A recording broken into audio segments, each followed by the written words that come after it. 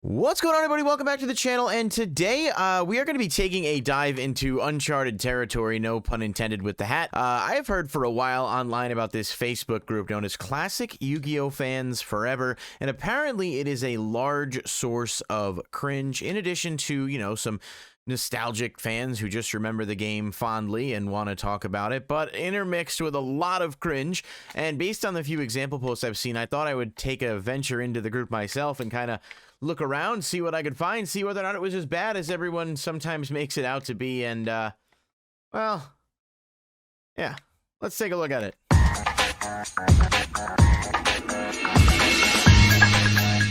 All right, thank you guys so much for checking out the video. If you are here and have not done so yet, please click the like button and subscribe. Click the bell icon if you want to stay notified.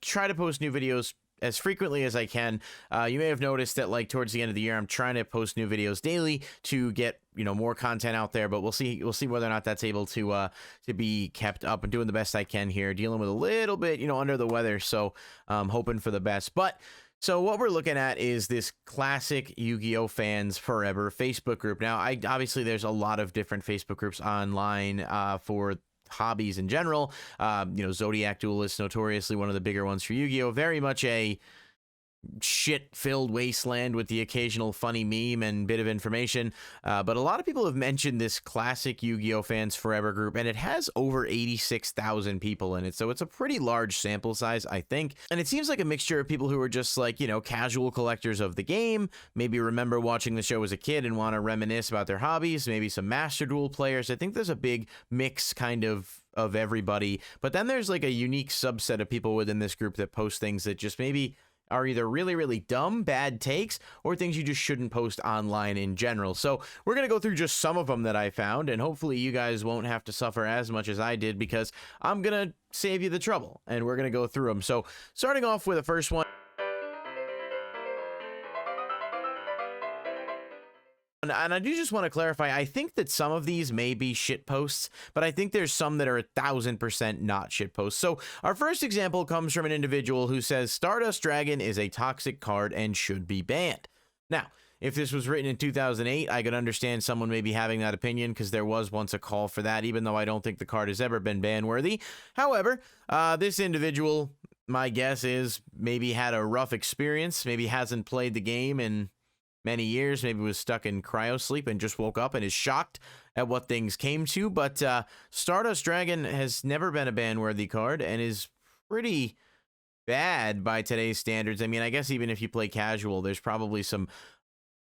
Stardust Dragon is not your end game, right? Like, even in Stardust Dragon synchro-themed decks, you still have bigger synchros to ladder up into. So yeah, I don't know. This one I'm not really too sure about, because I have a theory that it might be a spam post, but given some of the other very real posts I've seen as we go along, I don't know, we can't discount it. All right, so here's one. This one I don't really have any preface for. You guys obviously remember the Sphinx cards that came out back in the movie pack in 2004, and they were guaranteed, and obviously anyone that sells cards online nowadays has probably seen a Facebook Marketplace post or an eBay lot with people selling high-end, ultra-rare, super expensive Yu-Gi-Oh cards, and then it's just like a bunch of Sphinxes that look like they were put in the washing machine. This one says, "Someone fight with this?" ? Now, I mean, you could take this in multiple directions, right? It could be, you know, if you saw this Thynian, the Great Sphinx, in the wild, would you fight it? You know, has someone fought it? Are they asking if someone's, like, used it in a game, maybe? It's really up to interpretation. I don't think I'd want to fight him personally. He looks large and very much jacked based on his sort of whole core midsection thing he's got going on. But I also don't think I'd want to duel with it. These are pretty terrible cards that have been, you know, unplayable since the day they were released, and as the game gets faster and more power crept, they just get worse and worse. So, someone fight with this? No thank you. Here we have a person, and I think this is real, says, "Honestly, I think Max C has been power crept to the point that no one would play it. My friends agreed. No one besides my friend Jake, who's pretty good with B-Troopers, would consider it. I could see it maybe being side-decked in the current metagame. Not sure. What do you guys think?" So, again, acknowledging that this could be a shitpost, we're just treating it as though it's real, because there really is no law in this world, and it's just a free-for-all hellscape, to be honest. Maxi is something I've made my thoughts on very clear about how I would like it to come back. I think people are either divided, either they want it or they don't. There really is no middle ground. It's kind of like, I think it would slow the game down and help, you know, to check and balance some of the combo decks. People argue that the combo decks would then also have access to Maxi, which is true, but it does sort of become a bit more of a balancing factor in that it does more for the decks that don't have it than the decks that do, because those decks are already on top. But this person, of course, his friend Jake, who is pretty good with B Troopers, would consider it, but he thinks it might be side decked in the current metagame. And let's be honest, if Maxi was legal, it would absolutely be main decked in everything in the current metagame, especially with how often decks like Tier Elements can special summon. Maybe against Flunderies you'd side it out, but like, we're talking about a card that is just extremely good against 75 to 80% of the anywhere near remotely competitive or viable decks in today's game.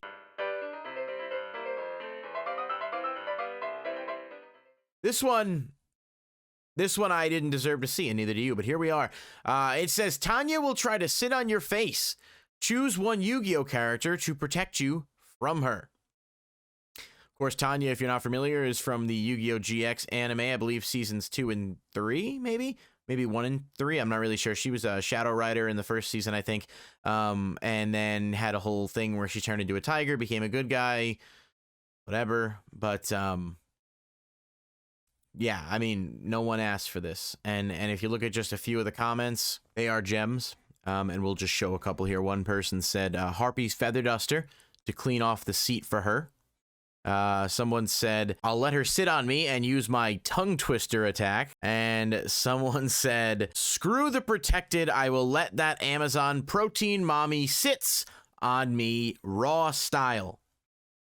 And I'm going to just leave you with that. That's, at that point, I can't do any better than what that genuine commentary kind of produced. So we're just going to move on to the next one.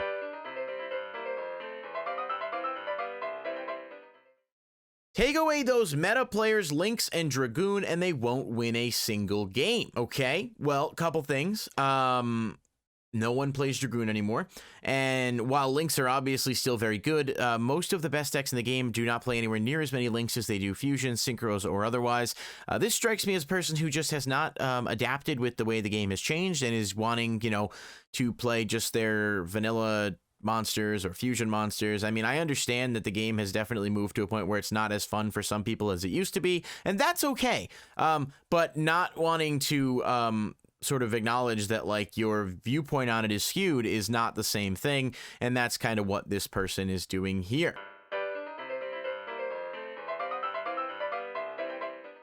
Here's one. If you were ever wondering about a Yu-Gi-Oh or Disney crossover, I wasn't, for the record. Some people might be. Yami Yugi and Belle from Beauty and the Beast. This is a picture. This is a thing that someone posted, and I'm a little offended, actually, about the fact that I had to see this. I suppose the art is somewhat well drawn, if that's, like, any takeaway from this, but I don't know, it just creeps me out. I just find it creepy. I don't know. I don't like it. I don't know, someone sat there and thought of this as something to put into the world, and I would argue that the world is not better for it. So here we go. This one's not nearly as cringy from an uncomfortable perspective. I'm just a tad confused. This one says, I found Karibo, and is just a picture of the sky. And I think, and this is just me, I think, I don't see a Karibo there. So either this person is talking about the slight blob of clouds towards the right here that I've now highlighted on the screen, in which it looks like maybe a Karibo melting, but I think that's a stretch and a half. But good for you, honestly.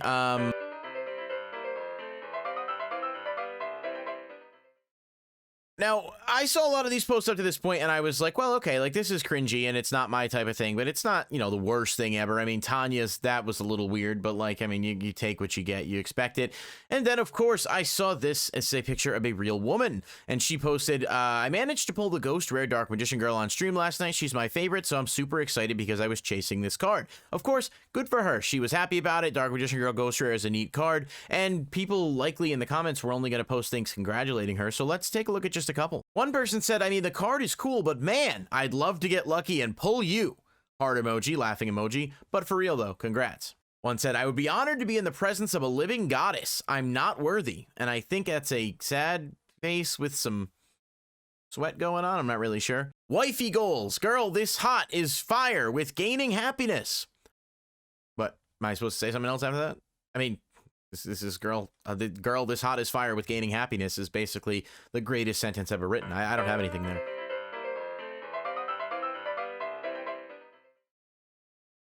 All right, and here we go. This is another one. This is just kind of me all over the place here. Someone posted a picture of Priestess with eyes of blue, which by Yu-Gi-Oh card standards is really not that risque. It's quite literally just it looks meant to look like Kisara from the anime. She's like fully clothed. There's nothing going on here. And the comment says, does anyone notice how this looks like hentai? Someone said in the comments here, anime. The word you're looking for is anime, which was where my brain went at first. No, I don't think it looks like hentai. I think it looks like, I think you might need to go outside, maybe touch some grass. I'm not really sure. But yeah, these are pretty commonplace posts among this group, and they're all very uncomfortable. And while there are some posts that are more so on the cringe side of like, oh God, like I hate playing against this deck because my deck from 2003 doesn't beat it, there are a lot more very unsettling pictures, comments, and other things. I would avoid entering this group rather, unless you were just looking for a good laugh. I certainly am sure there are some perfectly good people in there who just want to enjoy their hobby, but it is very much an indictment on the Yu-Gi-Oh community as a whole that some of them act the way that they do. I don't know. Maybe you guys check it out for yourself and let me know what you think. I'm sure at least one person is going to be offended or uncomfortable by this video. Obviously, I'm just joking, having a bit of a good time going through for some laughs. But yeah, maybe we tone it down a little bit just in terms of like how much stuff we're putting on the internet and what we're saying. I mean, you know, just some food for thought. Maybe I'm in the minority. Not really sure. That being said, it's going to do it for this video. If you guys enjoyed and cringed as hard as I did, please hit the like button and subscribe. I'll catch you in the next one.